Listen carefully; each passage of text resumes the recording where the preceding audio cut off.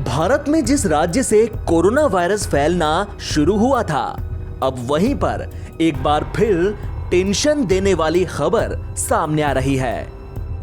हम बात कर रहे हैं केरल राज्य की।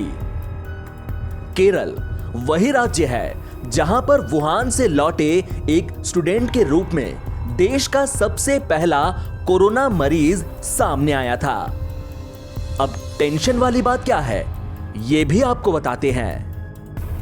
दरअसल केरल में इस समय कोरोना वायरस काबू में नहीं आ रहा है। इस राज्य में अब देश के करीब 40% एक्टिव मरीज हैं। यानी केरल में कोरोना वायरस के कुल एक्टिव मरीजों की संख्या देश के सभी एक्टिव केसेस की संख्या के करीब 40% है, जो कि एक बड़ा आंकड़ा है। यही बात अब सरकार की चिंता बढ़ा रही है। इससे पहले केरल इकलौता राज्य था जिसने संक्रमण की पहली लहर को पूरी तरह से काबू में कर लिया था। लेकिन पिछले साल ओणम का त्योहार मनाए जाने के बाद केरल में संक्रमण बढ़ना फिर से शुरू हुआ, तो अब तक काबू में नहीं आ रहा।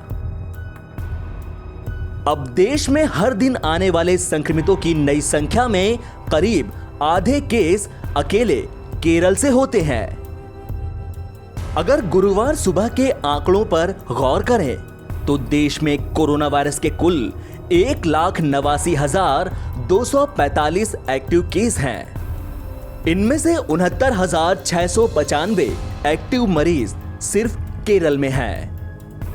देश में अब तक 18,85,66,947 सैंपल्स टेस्ट करा लिए गए हैं। इनमें से अब तक कुल 1,06,11,229 पॉजिटिव मिले हैं।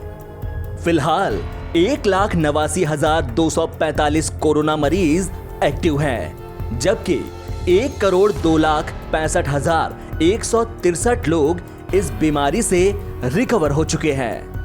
वहीं 1,52,906 लोग अब तक कोरोना वायरस के कारण जान गंवा चुके हैं। केरल में अभी 69,695 एक्टिव मरीज हैं। केरल के बाद एक्टिव मरीजों की संख्या के मामले में दूसरा स्थान महाराष्ट्र का है।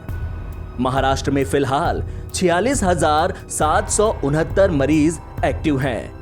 इसके अलावा कई अन्य राज्यों में भी कोरोना मरीजों की संख्या में खास इजाफा देखने को नहीं मिल रहा है।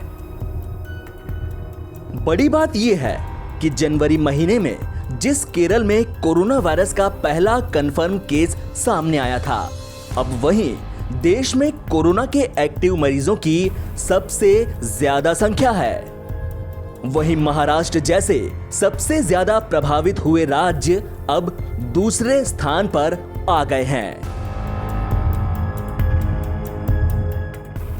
एनबीटी ऑनलाइन की रिपोर्ट।